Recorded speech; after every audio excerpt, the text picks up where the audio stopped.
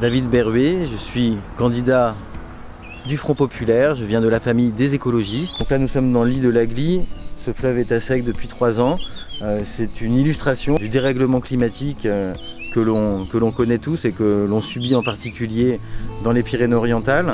La sobriété dans l'utilisation des ressources et notamment dans l'utilisation de l'eau, elle est inéluctable. Et là il y a 2 solutions.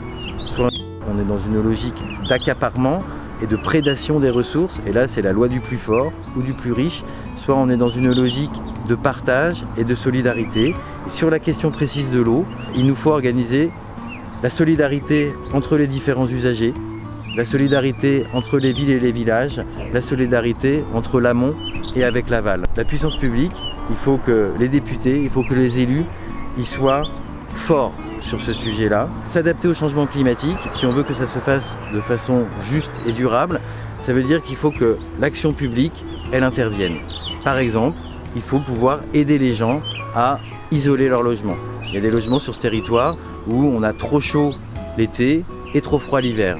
Il faut que nous mettions en place des façons de nous déplacer avec des mobilités collectives et avec des façons douces de se déplacer qui nous évitent de devoir dépendre de la voiture. Peut-être qu'il va falloir arrêter avec les grands centres commerciaux à la périphérie des villes qui obligent à devoir s'y déplacer en voiture. Et nous, ce qu'on aimerait tous, c'est voir revenir de la convivialité à l'intérieur des villes. Et ça, c'est des commerces de proximité, c'est des petites places, c'est des parcs, c'est de la nature en ville, c'est de la revégétalisation.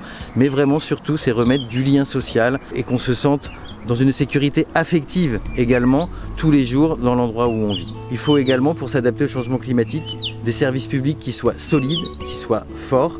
On pense évidemment à l'éducation, à la santé, mais aussi à la prise en charge de nos aînés dans les maisons de retraite. On a besoin de services publics qui nous accompagnent tout au long de notre vie, qui nous aident, qui nous protègent. Et pour ça, il faut embaucher, il faut des bonnes conditions de travail pour les services publics. On est sur un territoire où le fait de travailler ne protège pas de la précarité. Il faut faire des choix, il faut augmenter les salaires, il faut augmenter les pensions de retraite, il faut payer correctement les apprentis et les stagiaires. Le SMIC à 1 600 €, ce n'est pas une lubie. Il faut taxer le capital, il faut taxer les transactions financières, il faut taxer les super profits, parce que ce qui est important, c'est de redonner un minimum de pouvoir d'achat aux classes populaires. C'est de l'argent qui sera immédiatement réinjecté dans la consommation de tous les jours. Avec cette dissolution, l'extrême droite est aux portes du pouvoir. Il faut se mobiliser. La gauche et les écologistes se sont unis.